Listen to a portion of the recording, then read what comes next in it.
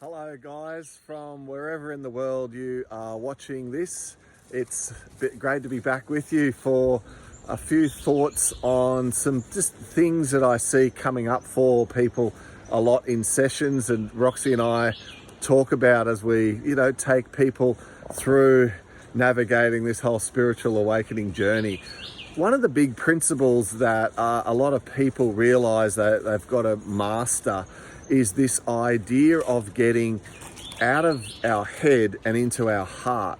And often people are so used to doing everything from the realm of thought and, being left brain thinking individuals, which is what we need to get us through life. It can be a real struggle to let that go and embrace the new.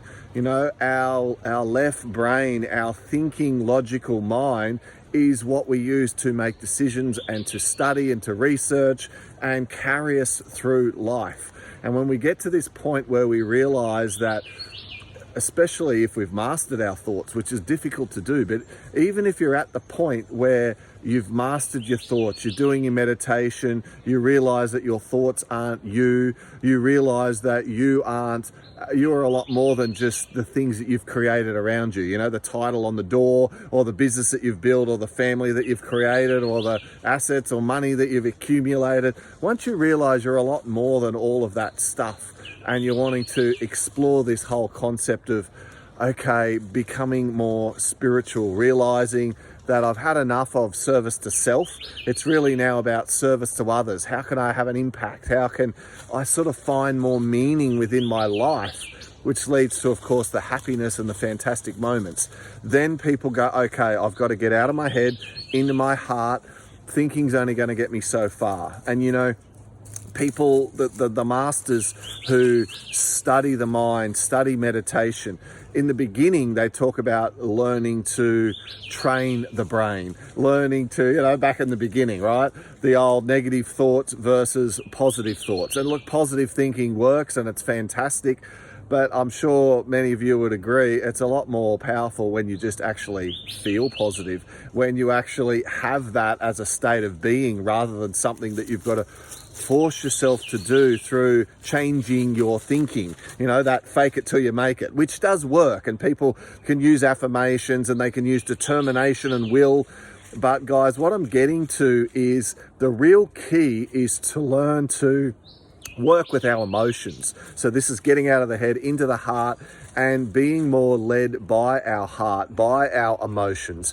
And particularly for guys, this can be really difficult because our concept of self is often so defined on what we do, what we have built, what we have created in terms of our career, our business, our family and relationships and friend network and etc., etc. So our concept of being able to get ourselves into a so-called happy state or into a place where we feel like emotionally we're in balance is so often tied into how well those things in the outside world around us are going.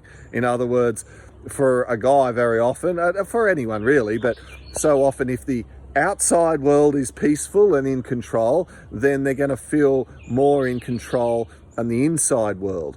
But often there is not a lot of emotional connection to any of that. And that is why sometimes we can come across people who seem to be able to achieve a lot, and really at the end of it, they've worked so hard, they've pushed themselves, they achieve all these things, and when they finally get to this end result, this thing that they think that's going to make them so happy, give them so much fulfillment, almost as soon as they've achieved it, that feeling of fulfillment is so fleeting, so gone. That feeling of achievement and happiness hangs for a moment and then dissipates. And ever known someone constantly looking for the next thing? They're looking for the next deal. They're looking for the next, whatever it is, team to beat if it's in sport, or time they've got to beat, or relationship or partner, whatever it is.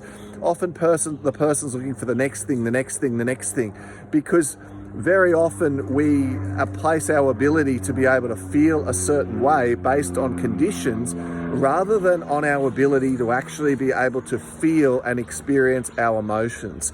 So as we're learning to come from the heart and live from the heart, all of a sudden we realize that our ability to be able to influence our emotional state makes each and every one of us far more powerful creator beings than our ability to create circumstances that we think might make us happy. In other words, it's a lot easier to get yourself into the emotional state of having fulfillment, feeling happy, feeling gratitude, and actually just generally being happier as a person through emotional mastery than it is through trying to master the mind, to come up with plans and organize things, to arrange circumstances which might help to make us happy, and then the happiness falls through people's hands, or they don't even emotionally know how to connect to the fulfillment and the satisfaction. So you get where I'm going with this. Learning to master our emotions is key. And as we learn to understand ourselves better, the principle is you've got to feel it to heal it. As you're learning to clear the density, raise your vibration, elevate your consciousness, our ability to be able to feel our emotions, the good and the bad, becomes extremely important. And so often, people don't like to feel the emotions, particularly the bad ones. But if we're not feeling the bad emotions, we can't experience the depth of the good emotions either.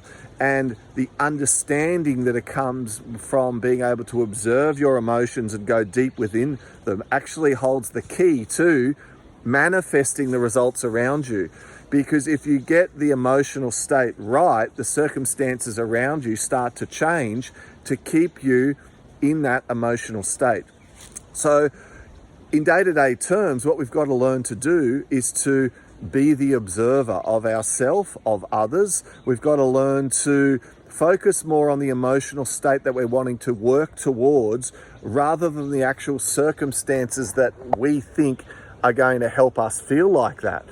And that can be a real mindset shift for a lot of people because, left brain thinking throughout our whole life, we've been taught to define a goal, break it down into measurable steps, have a plan, have a due date. I used to talk about all that stuff for years. Goal setting 101. This is how you do it. And then we thought we were getting more advanced. Feel the end result. Imagine yourself there, all that stuff. And it's fantastic. Look, it does help, and it helps to modify behavior to get the person to stay more on track, and it helps to get the law of attraction working. But the key principle to understanding that is as soon as you let go of the end result. So as soon as you focus more on the emotional state that you wish to be in and actually separate yourself from the outcome and almost live more in flow. You hear this term, just go with the flow. Everything will work out. And people sort of intellectually go, yeah, I understand that. But often people are searching for, what do I do next? What's my next step? What's the plan? What am I going to do? I've got to know what to do. And of course, lockdowns are driving people crazy. Uncertainty in the environment, the economy, in the political environment, all these uncertainties are driving people crazy. And they think, if only things will go back to normal. As soon as things go back to normal, I'll feel at peace. Guys, the key is we've got to get ourselves into that state of peace and learning to not be too attached to the outcome now. That's what's going to give us the fulfillment. So through the next few days, as you learn to be the observer of yourself, of your emotions, as you learn to, feel the emotions. Like as a guy, I hadn't cried for years until I kind of 2 years ago really started to explore that aspect of clearing out the density that's within. And now, it's not quite, I'm crying whenever I watch a sad movie, but it's kind of getting to that point where I'm feeling more and I'm experiencing and enjoying the good times so much more. The good times are just so much more fulfilling, have so much more depth to them.